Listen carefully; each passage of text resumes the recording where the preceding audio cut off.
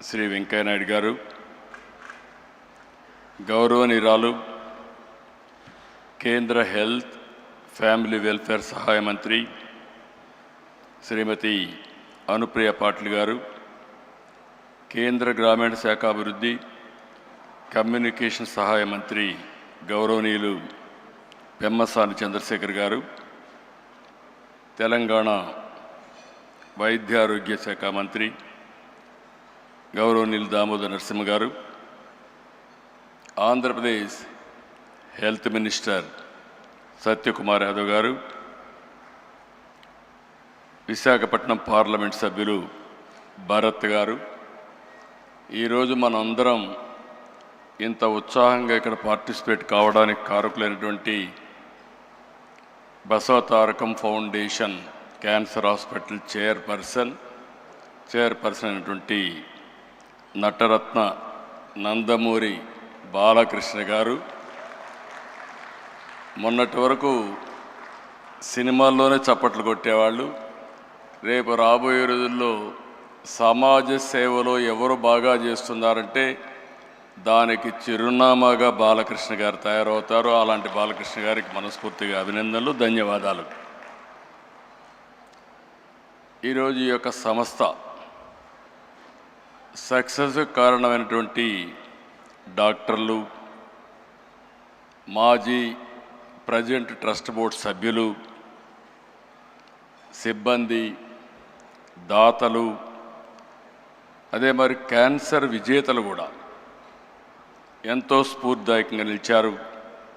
అలాంటి అందరికి కూడా 25 సంవత్సరాల శుభ సందర్భంగా రజతోత్సవ శుభాకాంక్షలు. ఈరోజు నాకు అందరికంటే ఎక్కువ ఆనందపడే వ్యక్తిని నేను. ఆలోచన వచ్చినప్పటి నుంచి ఇంతవరకు ఈ యొక్క హాస్పిటల్కి కాస్తో కూస్తో ఎప్పుడు వీలైతే అప్పుడు దీనికి సేవ చేసే అవకాశం నాకు వచ్చింది. దానికి ఎంతో సంతోషంగా ఉన్నానని చెప్పి కూడా నేను మీకు తెలియజేస్తున్నా. ప్రతి ఒక్క సక్సెస్కి ఒక స్టోరీ కూడా ఉంటుంది. మా అత్తమ్మ బసవతారకం గారు మా కుటుంబానికి ఒక పెద్ద దిక్కు. ఎన్టీఆర్ సినిమాల్లో బిజీగా ఉండేవారు, ఆయనకి ఎప్పుడు కూడా టైం ఉండేది కాదు. అంత పెద్ద కుటుంబాన్ని ఎంతో విలువలతో క్రమశిక్షణతో పెంచారు. కుటుంబంలో అనుబంధాలు, ఆప్యాయతలు పంచారు. అందరినీ ఎంతో ప్రేమగా కేరింగ్గా చూసుకునేవారు. నా ఉద్దేశంలో చాలామంది చూశాను, కానీ అవి ఒక మానవతావాది. అలాంటి ఆవిడికి మీరు ఒకసారి చూస్తే క్యాన్సర్ రావడం చాలా బాధ కలిగింది మాకందరికీ. అయితే ఆ రోజు మనం చూసుకుంటే క్యాన్సర్ వచ్చినప్పుడు పెద్ద హాస్పిటల్స్ కూడా లేవు. ఆవిడ సఫరింగ్ కూడా చూసాం. ఆ రోజు తమిళనాడులో అడయార్, ముంబైలో టాటా ఆసుపత్రి, ఇలాంటివి 1-2 ప్లేసుల్లోనే హాస్పిటల్స్ ఉండేటివి. ఎవరైనా ఇప్పుడే వెంకయ్య నాయుడు గారు ఒక మాట మాట్లాడారు. ఆ రోజు క్యాన్సర్ అనేది డబ్బులుండే వాళ్ళకే వచ్చేదని, దాన్ని రాచపుండు అనేవాళ్ళు. అలాంటిది క్యాన్సర్ రాను రాను పెరిగే పరిస్థితికి వచ్చింది. అక్కడి నుంచి చాలా సఫర్ అయ్యారు. ఆవిడ సఫరింగ్ మేమంతా చూసాం. కడాన అమెరికాకు కూడా తీసుకెళ్ళి ట్రీట్మెంట్ ఇప్పించిన. ఎగ్జాక్ట్గా మేము ఆగస్ట్ క్రైసిస్లో ఎన్టీ రామారావు గారు తిరిగి ముఖ్యమంత్రి నెలలోనే, 1 నెల 2 నెలల్లోనే ఆమె చనిపోవడం చాలా బాధ కలిగింది. ఆ షాక్ నుంచి ఎన్టీఆర్ తట్టుకోవడానికి కూడా చాలా సమయం పట్టింది. అయితే ఆ రోజు ఆయనకి ఒక కోరిక, ఒక ఆలోచన, మళ్ళీ పేదవాళ్ళకి ఇబ్బంది లేకుండా శాశ్వతంగా ఒక మంచి హాస్పిటల్ కడితే బాగుంటుందనే ఆలోచన ఆయన చేయడం, అదే విజన్. ఆ రోజు ఆయన ఆలోచనే ఆ రోజు ఇంత మునిపే రామ్మోహన్ రావు గారు చెప్పారు. ఆ రోజు ఆయన ఆలోచించి సెంటర్లో ఒక 8 ఎకరాలు 6 ఎకరాల భూమిని ఇచ్చారు. అది రిజిస్ట్రేషన్ చేశాం. ఎగ్జాక్ట్గా 4 నెలల్లో 89లో గవర్నమెంట్ పోయింది. అక్కడి నుంచి ఇది చాలా సమయం పట్టింది మాకు. ఆ సమయం మీరు చూస్తే మళ్ళీ 96, 97 వరకు దానిపైన ఎక్కువ శ్రద్ధ పెట్టలేకపోయాం. మళ్ళీ నాకు ఒక ఆలోచన, ఈ హాస్పిటల్ని ఎన్టీఆర్ రామారావు గారి విజన్ని మా అత్తమ్మ గారిని శాశ్వతంగా గుర్తుపెట్టుకునే విధంగా చేయాలనే సంకల్పంతో ఆనాడు ఇప్పటికి కూడా జ్ఞాపకం, కోడెళ్ల శివప్రసాదరావు గారు ఫస్ట్ మేనేజింగ్ ట్రస్టీగా ఉండి అన్ని బాధ్యతలు తీసుకొని ముందుకు పోయారు.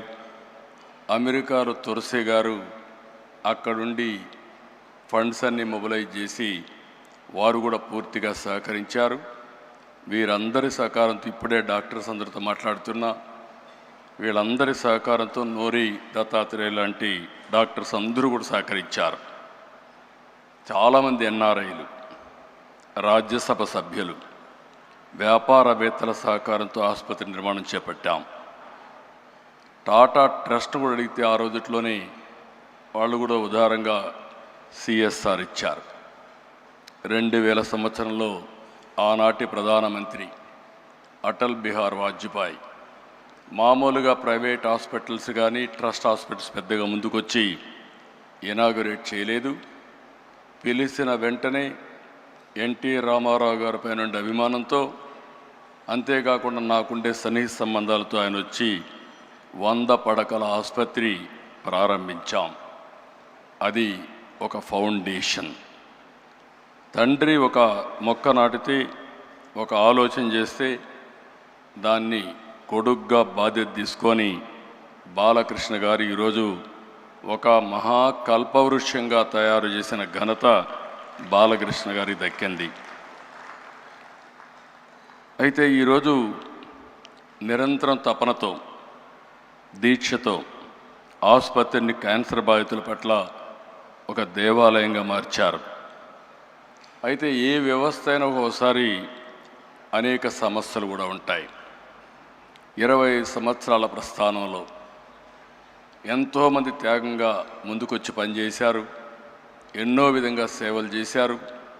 ఇందులో మాకు కూడా కొన్ని సవాళ్ళు కూడా వచ్చాయి. ఆ సవాళ్ళను మీరు చూస్తే ఆ రోజు మేనేజ్మెంట్లో కొన్ని సమస్యలు వచ్చాయి. ఆ సమస్యలు వచ్చినప్పుడు ఈ యొక్క వ్యవస్థ మనుగడ ఉంటుందా అనే అనుమానం కూడా వస్తే, అలాంటి సమయంలో మేమందరం అనుకుని ఎవరైతే దీన్ని నడిపించగలుగుతారనుకుంటే గుర్తొచ్చిన వ్యక్తి బాలకృష్ణ గారు.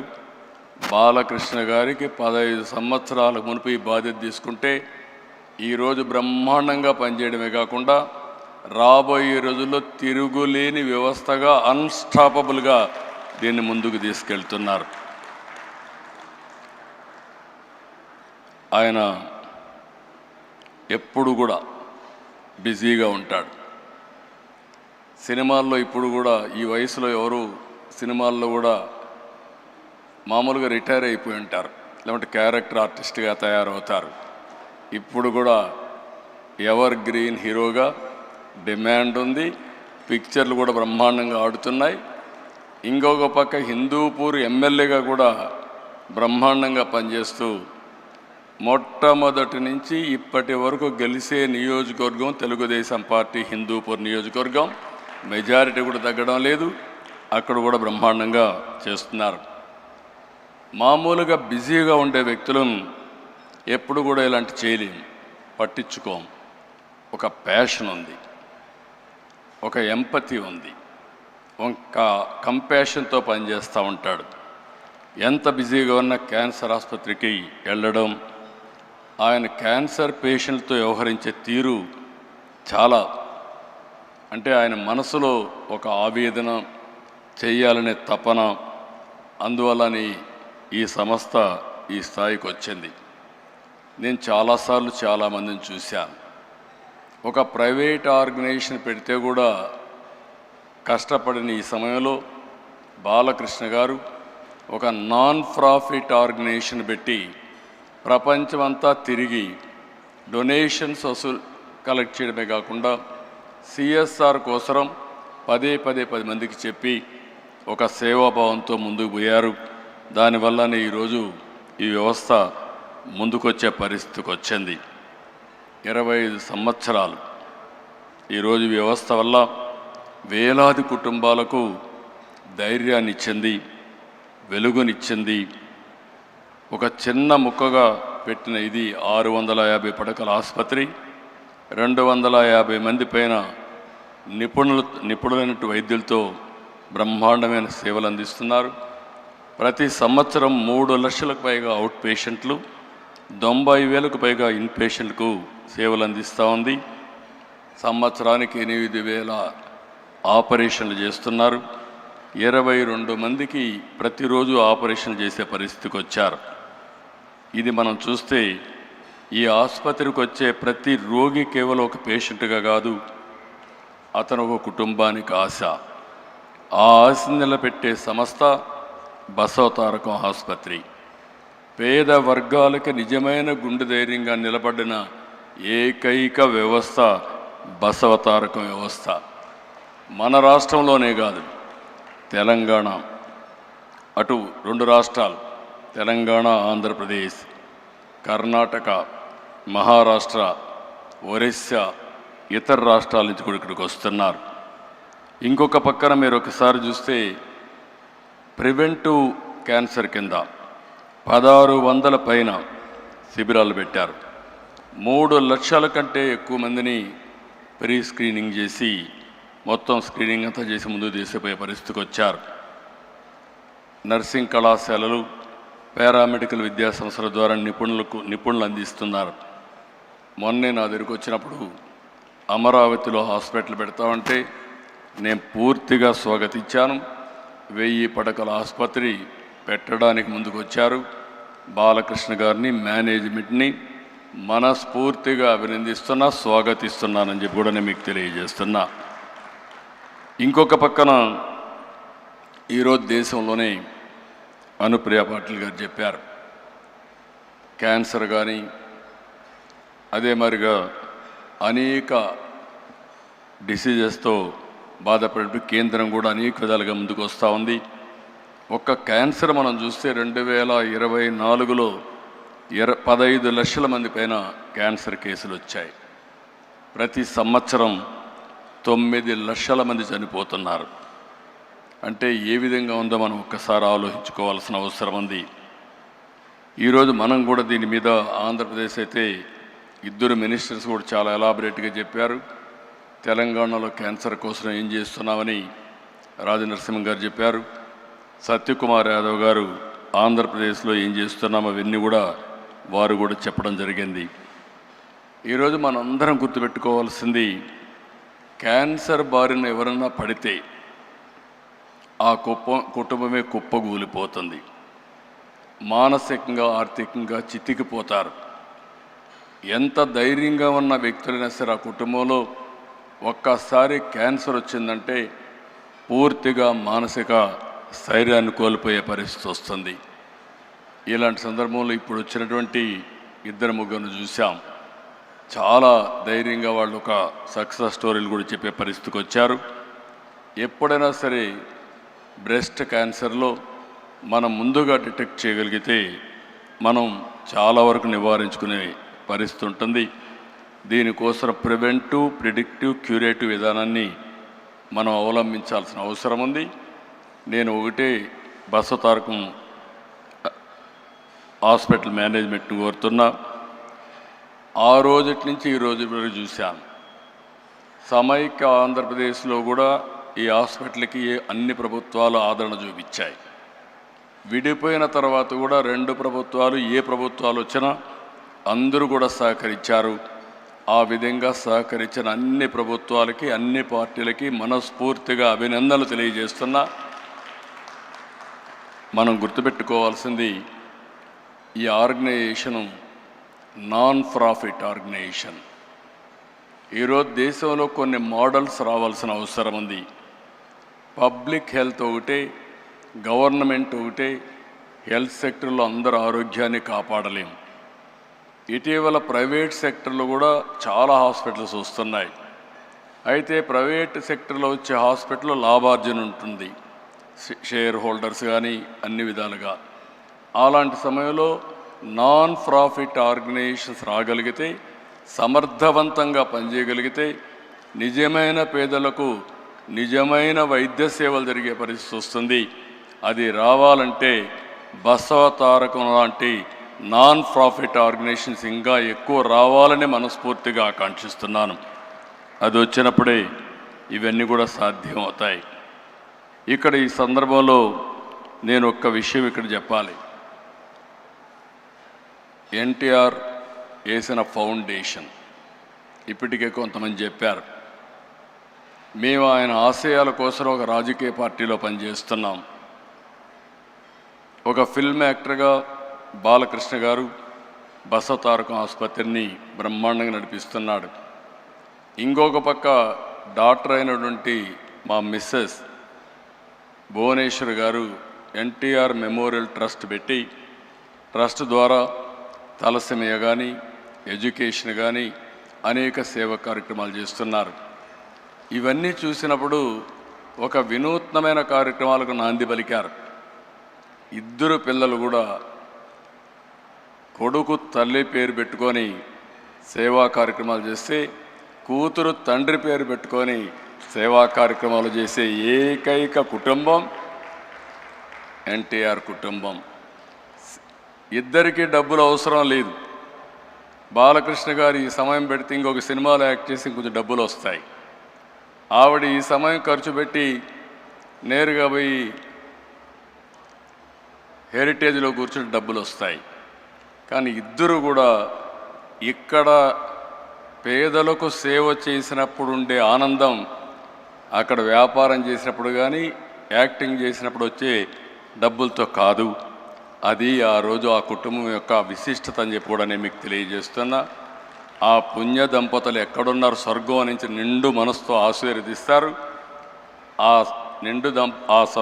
పుణ్య దంపతులు చేసుకున్న పుణ్యం కానీ ఈరోజు అటు బాలకృష్ణ గారు, భువనేశ్వర్ గారు చేసే సేవల్ని మనస్ఫూర్తిగా అభినందిస్తూ నేను ఒకటే మీ అందరికీ విజ్ఞప్తి చేస్తున్నా. ఎక్సలెంట్ వర్క్ చేస్తున్నారు. నాకు కొన్ని సందర్భాల్లో కూడా కొన్ని సమస్యలు కూడా నాకు వచ్చాయి. ఆ సమస్యలన్నీ అధిగమించాం. ఇప్పుడు సేఫెస్ట్ హ్యాండ్స్ బాలకృష్ణ గారి ఆధ్వర్యంలో 25 సంవత్సరాలు చూపించిన ప్రగతి ఒక స్టేజ్ అయితే, రాబోయే 25 సంవత్సరాల్లో భారతదేశంలోనే నెంబర్ 1 నాన్ ప్రాఫిట్ ఆర్గనైజేషన్గా బసవ తారకం క్యాన్సర్ హాస్పిటల్ తయారై కొన్ని లక్షల మంది జీవితాల్లో వెలుగు చూపిస్తుంది. ఎవరైనా సరే విరాళాలు ఇవ్వాలంటే, మంచి పని చేయాలంటే మీరు చేయండి. మీరు చేసే ఓపిక లేకపోతే బెస్ట్ ప్లాట్ఫామ్ కూడా బసవ తారకం క్యాన్సర్ హాస్పిటల్ అని చెప్పి కూడా నేను మీకు తెలియజేసుకుంటూ 25 ఏళ్ళు సెలబ్రేషన్ చేసుకుంటున్నాం. మళ్ళీ బాలకృష్ణ గారి ఆధ్వర్యంలో 50 ఇయర్స్ సెలబ్రేషన్ కూడా చేసుకొని ఈ వ్యవస్థ ప్రగతి కోసం మనందరం కూడా ముందుకు పోవాలని మనస్ఫూర్తిగా ఆకాంక్షిస్తూ ఈరోజు ఇక్కడికి వచ్చిన శ్రేయోభిలాషులందరినీ పేరు పేరున మనస్ఫూర్తిగా అభినందిస్తూ అందరికీ నమస్కారాలు. జై హింద్.